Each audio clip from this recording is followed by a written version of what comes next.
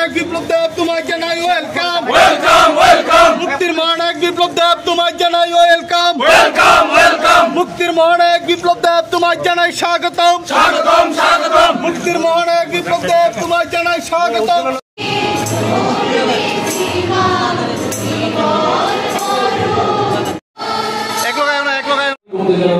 সহসভাপতি সুশঙ্ক শাহ মহোদয়কে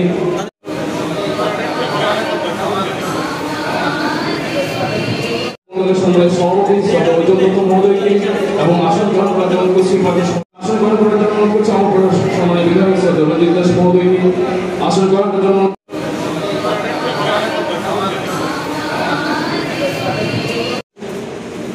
স্বাভিমানী মানসিকতা অপারেশন সিন্দুর এখানে আপনাদের প্রিয় বিধায়ক ছিলেন রঞ্জিত বাবু। আমি এখানে শান্তিকারী মহারাজের যে আশ্রম আছে খবরপুরে, সেখানে গিয়ে ছোট ছোট জনজাতি শিশুদের যে একটা স্কুল আছে, 400 কাছাকাছি স্টুডেন্ট আছে, তাদের সঙ্গে স্বাধীনতা দিবস পালন করেছি। ওখানে আমার কাছে সবচেয়ে ভালো লেগেছে যেখানে ভারতবর্ষের মধ্যে কিছু কিছু প্রান্তের মধ্যে এমন মানসিকতা, এরা ইংলিশ বলবে, ইংরেজের ভাষা, কিন্তু হিন্দি বলবে না। তার জন্য রাজনীতিকে মদত পুষ্ট করা। কিছুদিন আগে আমরা দেখেছি মুম্বাইতে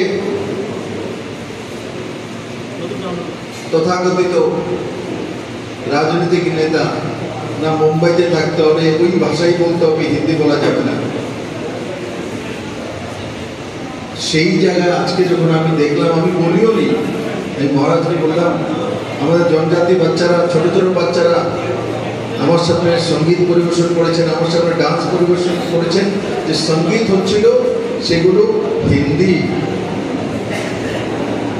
আমাদের জনজাতিরা কব্বর ভাষাভাষী, একটা গান কব্বরকে, বাকি 3টে গান হিন্দি সঙ্গীত ছিল।